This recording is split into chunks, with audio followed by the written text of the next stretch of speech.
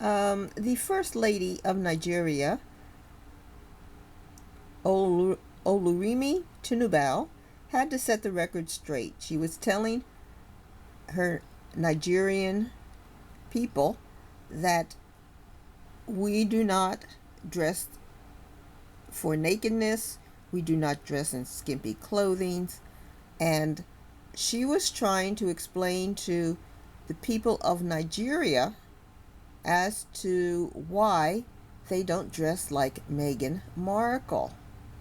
She is, of course, Nigerian. The people of Nigeria are from Nigeria. Back in the slave days, Nigerians were sold as slaves, and when they came to the United States, they were mixed with white people because they were property. And so the more people you could make from a slave, the more money you could make.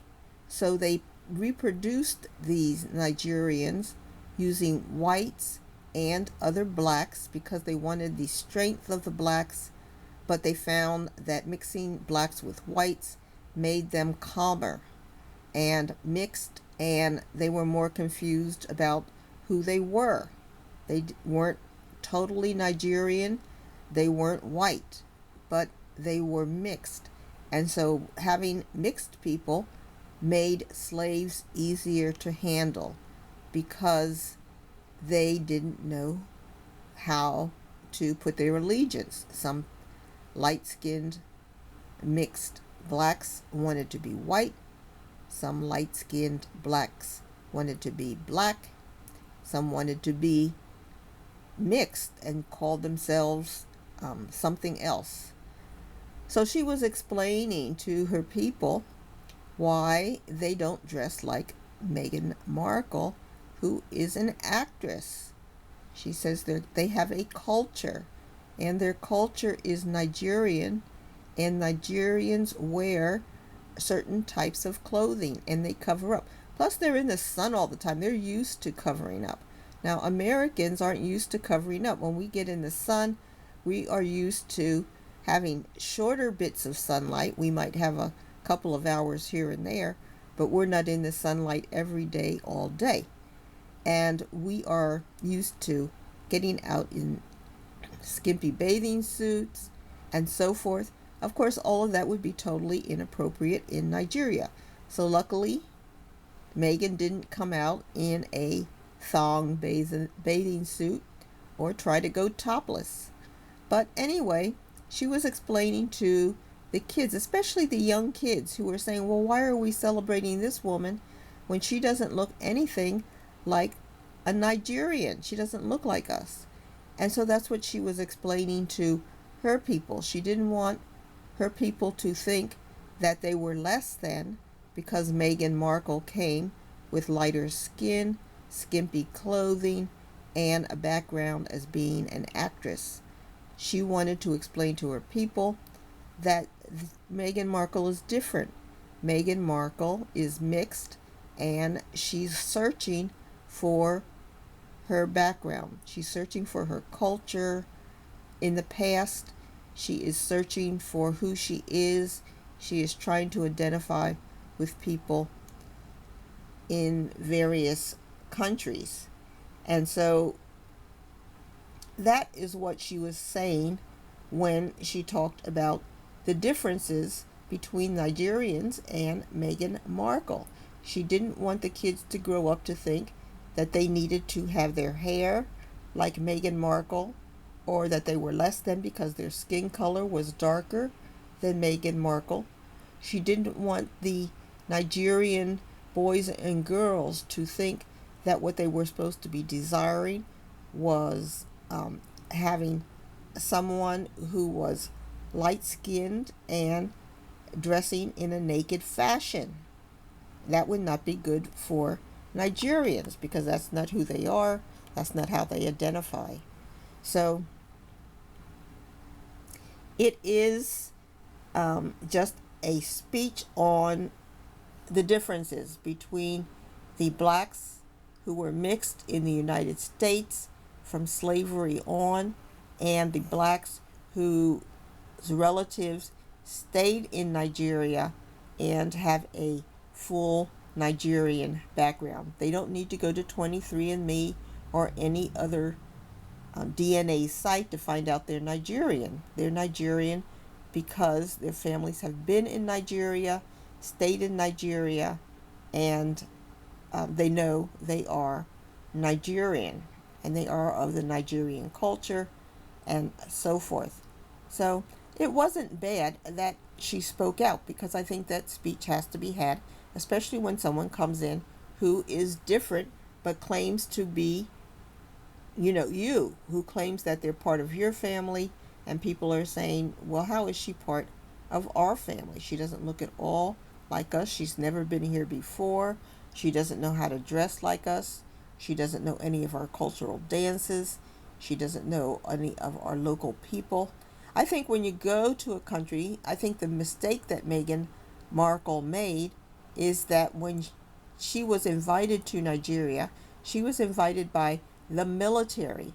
Now, when I think of military, I think mostly of men. And I think of men that are married, and I think of men that are single. And I also think of women who are in the military, and they are often more athletic, more into rougher sports, and they're going to be dressed in military garb. So I would have chosen clothes that kind of fit in with a rougher lifestyle, a more covered up lifestyle, because I know a lot of these men get into the military. They aren't around women. They don't have the opportunities to have good relationships with women. And so seeing someone walking around who is exposed in a manner that they're not used to, I think would be very triggering. And that's probably something I personally wouldn't like. So I probably would have chosen things that made me look more more appropriate for being surrounded by a bunch of men. But Meghan, as an actress, she saw this as a way to stand out. So she did something that was totally different, something that made her really, really stand out in the group. Now, there were groups where she could have dressed like this when she was with the women at the luncheon and so forth. But I think when you are in a group and you are surrounded by military men and you don't want to cause any ruckus, I think it's probably better to have chosen things that were more respectful to the military. Military men love a naked woman. Now, back in the old days, there was a person named Betty Grable. She was called the pinup girl, and all of the military men had a picture of her, Marilyn Monroe, and others who would dress in skimpy bathing suits and be exposed, and they had those on the walls. Those were inspiring photos to the men. But they aren't really there with the men unless they're doing a show. Now, they used to do military shows, and they would take women from Hollywood and they would take them to shows to show the troops. And they would say, guys, this is what you're fighting for. And then they would bring out the glamorous girls from Hollywood, and they would do a song and dance and get off the stage, and then they go to another place, and it would inspire the men for a couple of seconds. However, Meghan's appearance was 3 days, very close contact with the military, and I think she should have had probably clothes that were less revealing.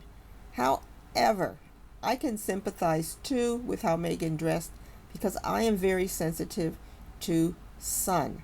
And if you had put me in Nigeria with those temperatures and I had to stand around for hours, I would have been a ball of sweat. I probably would have become lightheaded. I might have even had to sit down and had people fanning me, which would have looked very bad to have Nigerians fanning me while I'm sitting down. That would be very reminiscent of the old colonial days. So I can understand how Meghan needed to have her body exposed in order to tolerate the heat and the sun, but it did cause a visual a visual concern, because there were different explanations, and people, of course, were just saying she looks so different than the people who are at the outdoor meetings with her. So, and I'm not the type of person who's used to wearing costumes. I don't even wear costumes on Halloween or anything. So I probably would not have felt 100% comfortable if I were putting on a Nigerian outfit for the first time when I'm making an appearance in Nigeria. I probably would have done it at the end of the day so that I wouldn't have to wear it all day, since it's not my regular outfit. And I can understand Meghan Markle's dilemma, but I do think that before they travel to foreign countries, they do need to contact people who are from that country and get an opinion as to things they can do to become more normalized for the country, and yet she can take opportunities to stand out also to get the pictures that she wants. So I just wanted to say that, and I don't think the First Lady was really bashing Meghan, but she was letting people know that Meghan is typical of Americans whose families went through years of slavery, and who are confused as to where they fit in the world. You know, if you go to China, most people are 100% Chinese. If you go to Japan, most people are 100% Japanese. If you go to England, you're going to get a lot of people who are 100% English, like Harry. If you go to France, you're going to get people that are 100% French. They've been there forever and they haven't left. The United States is a mixed bag. Everybody here is from everywhere, and people are very mixed, and they are confused about their backgrounds. So I think that's the message of genetic confusion that people have when they compare themselves to other countries. In the United States, it is a genetic mishmash, and I think you need to find out who you are by looking inside yourself, in your soul, and your genetics really aren't going to tell you who you are. Because your genetics tell you you're Nigerian, genes are there, it doesn't mean that you are really a cultural Nigerian. So I don't know. What do you think? Like and subscribe. Bye.